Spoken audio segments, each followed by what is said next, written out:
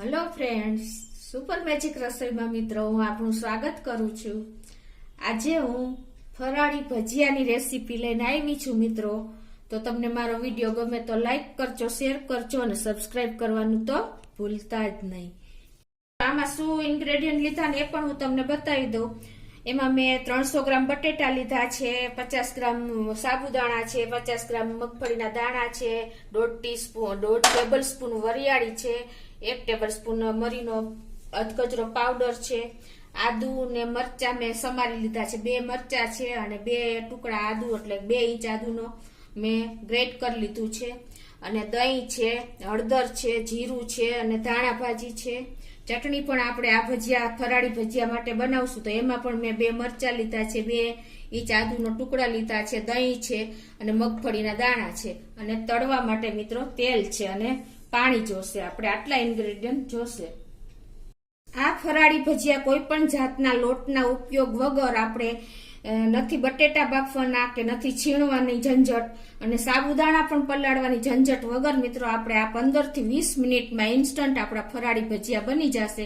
તો તમે છેલ્લે સુધી મારો વિડીયો જોજો। હવે આપણે બનાવવાનું ચાલુ કરીએ। તો મિત્રો આપણે ફરાળી ભજીયા બનાવવા માટે આપણે મેં સાબુદાણા જે 50 ગ્રામ લીધા છે ને એને આપણે આ મિક્સર જારમાં પાવડર બનાવી લેશું। જો તમારા સાબુદાણામાં ભેજ હોય ને તો તમારે 1 થી 2 મિનિટ રોસ્ટ કરી લેવાના। મારા સાબુદાણા અત્યારે બરાબર છે તો હવે હું એનો પાવડર બનાવી લઉં છું। તો આપણા જો સાબુદાણાનો પાવડર આવો બની ગયો છે, સેજ કકરો છે। હવે એને એક બાઉલમાં લઈ લેશું। એ રીતે આપણે જો મેં કાચા મગફળીના દાણા લીધા છે એને આપણે મિક્સર જારમાં નાખીને પીસી લેશું, અને આપણે પલ્સ મોડ ઉપર પીસશું એટલે એનું ઓઇલ છૂટું ન પડે ને આપણો પાવડર ફાઇન થાય। તો જો મિત્રો આપણા સિંગદાણાનો પણ ફાઇન પાવડર તૈયાર થઈ ગયો છે। હવે એને આપણે એક બાઉલમાં લઈ લેશું।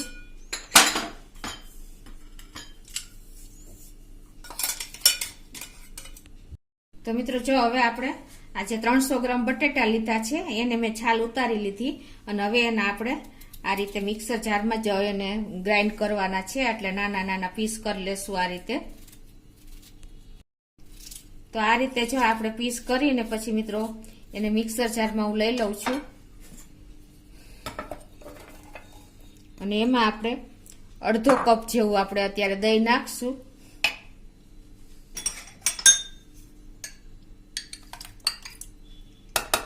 અને આને આપણે ફાઇન પેસ્ટ બનાવી લેશું।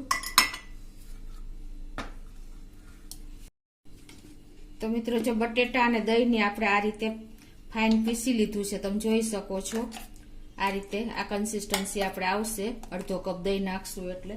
હવે મિત્રો આપણે તો હવે આ સિંગદાણાનો ભૂકો જે આપણે બાઉલમાં કાઢ્યો છે મિક્સિંગ બાઉલમાં, એમાં આપણે આ જે સાબુદાણાનો પાવડર બનાવ્યો છે એ પણ એડ કરી દેશું, અને એમાં આપણે જે આ બટેટા અને દહીંની પેસ્ટ કરી છે એ એડ કરી દેશું આ રીતે, અને હવે આને આપણે બધું મિક્સ કરી લેશું।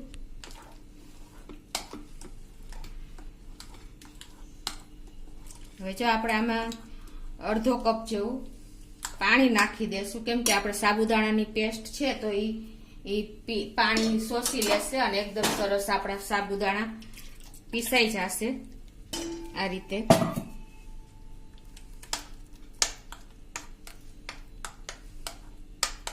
હવે આને આપણે સાઈડ ઉપર રાખી દેશું।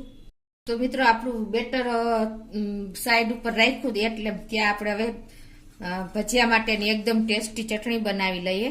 એમાં મેં દાંડલી સહિત જ જો ધાણા ભાજી લીધી છે એ આપણે એડ કરી દેશું, આ 1 પણી જેવી નાની, અને એમાં આપણે 2 ઇંચ આદુનો ટુકડો નાખી દેશું, અને 2 મરચા આપણે નાખી દેશું પીસ કરીને। જો તમારે તીખા હોય, તમે ખાતા હોય એ પ્રમાણે તમે તીખા મોરા મરચા લઈ શકો છો આ રીતે। અને હવે આપણે એમાં 1 ટેબલ સ્પૂન જેવા કાચા સિંગદાણા ઉમેરી દેશું, અડધી ચમચી એટલે કે અડધો ટેબલ સ્પૂન જેવું આપણે આખું જીરું ઉમેરી દેશું, ટેસ્ટ એકોર્ડિંગ આપણે 1 ટીસ્પૂન જેવું મીઠું નાખી દેશું, અને 1 ટેબલ સ્પૂન આપણે ખાંડ નાખી દેશું। ખાંડના હિસાબે મિત્રો આપણે આ ચટણીનો ટેસ્ટ એકદમ સરસ આવે છે, અને આપણે 2 ટેબલ સ્પૂન જેવું આપણે દહીં નાખી દેશું અને હવે આને આપણે પેસ્ટ બનાવી દેશું ચટણી. તો મિત્રો જો આપણી ચટણી પણ તૈયાર થઈ ગઈ છે, એકદમ ટેસ્ટી ફરાળી ભજીયા માટેની ફરાળી ચટણી. તો હવે એને આપણે એક બાઉલમાં લઈ લેશું. તો મિત્રો જો આ ચટણીમાં મેં પાછળથી 2 ચમચી દહીં વધારે ઉમેરેલું હતું, કેમ કે તો જ આપણે સરસ પેસ્ટ તૈયાર થાય. તો આપણી ચટણી રેડી છે. તો મિત્રો જો આપણે સાઈડ ઉપર બધું બેટર રાખ્યું હતું એ આવું જો થીક થઈ ગયું છે, આપણે જે જોતું તેવી કન્સિસ્ટન્સી આવી ગઈ છે. હવે આમાં આપણે આ જે મેં 2 મરચાના ટુકડા કરી લીધા છે એ એડ કરી દેશું અને 2 ઇંચ આદુના ગ્રેટ કરેલું છે એ પણ એડ કરી દેશું અને ધાણા ભાજી આપણે મેં 1 પણી લીધી છે, ઝીણી સમાર લીધી છે એ પણ નાખી દેશું.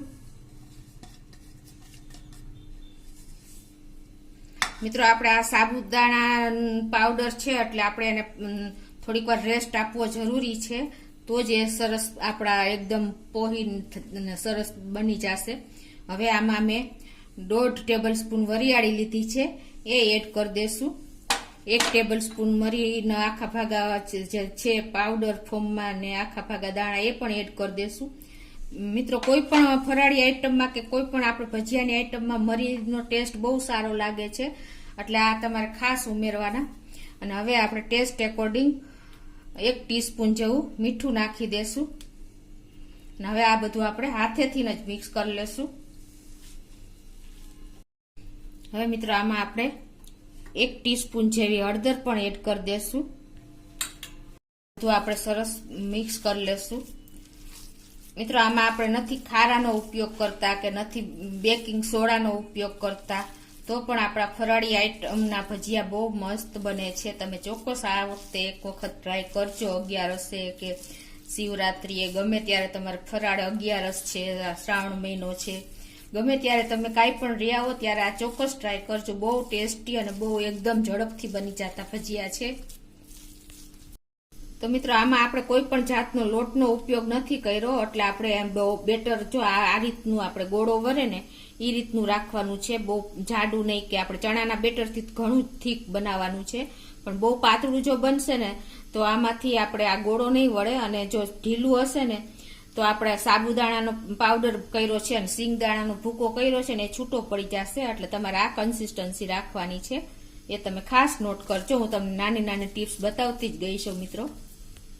આપણે ગેસ ઓન કરીને આ તેલ ગરમ મૂકી દેશું. મિત્રો જો આપણું તેલ પણ ગરમ થઈ ગયું છે અને આપણે અત્યારે ગેસની ફ્લેમ થોડીક મીડિયમ રાખશું અને હવે આપણે આ રીતે બેટરમાંથી જો આ રીતે ગોળા વારતા જાશું અને એને આવી રીતે મૂકતા જાશું તેલમાં. આ રીતે તમે જે સાઈઝના તમારે ગોળા વારવા હોય ને એ રીતના તમે વાળીને અને આ રીતે તમે ફ્રાય કરતા જવાના છે મિત્રો. અને પછી આપણે ગોળા મૂક્યા પછી ગેસની ફ્લેમ મીડિયમ કરી નાખશું.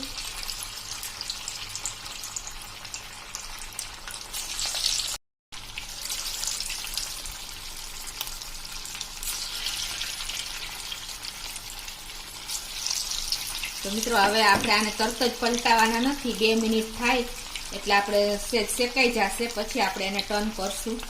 જો હવે 1 થી 2 મિનિટ જેવું થઈ ગયું છે અને ગેસની ફ્લેમ આપણે મીડિયમ રાખી હતી. આને લોટ નથી એટલે તરાતા પણ નહીં વાર લાગે. તો હવે આને આ રીતે આપણે બધા ટર્ન કરી લેશું અને પાછા આપણે એને 1 મિનિટથી ઓછા ટાઈમ સુધી થવા દેશું, કેમ કે આમાં લોટનો ઉપયોગ નથી એટલે તરાતા પણ નહીં વાર લાગે. તો મિત્રો જો આપણા ભજીયા તરાઈ ગયા છે, હવે એને આપણે લઈ લેશું. તમે જોઈ શકો છો મિત્રો કે એકદમ ક્રિસ્પી અને એકદમ જો ઓઇલ ફ્રી આપણા ભજીયા, તેલ પણ નથી બહુ પીતું. તમે જોઈ શકો છો એકદમ સરસ કોરા થઈ જાય છે, કેમ કે આમાં લોટનો ઉપયોગ જ નથી. તો હવે આને આપણે એક પ્લેટમાં લઈ લેશું. હવે આ જ રીતે હું બધા ભજીયા તૈયાર કરી લઉં છું. મિત્રો જો આપણી બીજી બેચ પણ તૈયાર થઈ ગઈ છે. તમે જોઈ શકો છો કે ઓઇલ ફ્રી સાવ આપણા ભજીયા રેડી થયા છે. તો મિત્રો જો આપણા ફરાળી ભજીયા રેડી થઈ ગયા છે, એની તમને ક્રિસ્પીનેસ પણ બતાવી દઉં. તમે જોઈ શકો છો આટલા બહારથી એકદમ ક્રિસ્પી અને અંદરથી આવા રૂ જેવા પોચા તમે જોઈ શકો છો. એકદમ સોફ્ટ ભજીયા આપણા તૈયાર થયા છે મિત્રો. કોઈ પણ જાતના લોટ વગર કે કોઈ પણ જાતની ઝંઝટ વગર મિત્રો ઇન્સ્ટન્ટ 15 થી 20 મિનિટમાં આપણા ભજીયા ફરાળી તૈયાર થયા છે. અને આપણી ફરાળી ચટણી પણ તૈયાર છે. તમે આ રીતે ચોક્કસ એકવાર 11 કે કાંઈ પણ તહેવાર રહ્યા હોય ત્યારે તમે ટ્રાય કરજો. અને તમને મારો વિડીયો ગમે તો લાઈક કરજો, શેર કરજો અને સબસ્ક્રાઇબ કરવાનું ભૂલતા નહીં.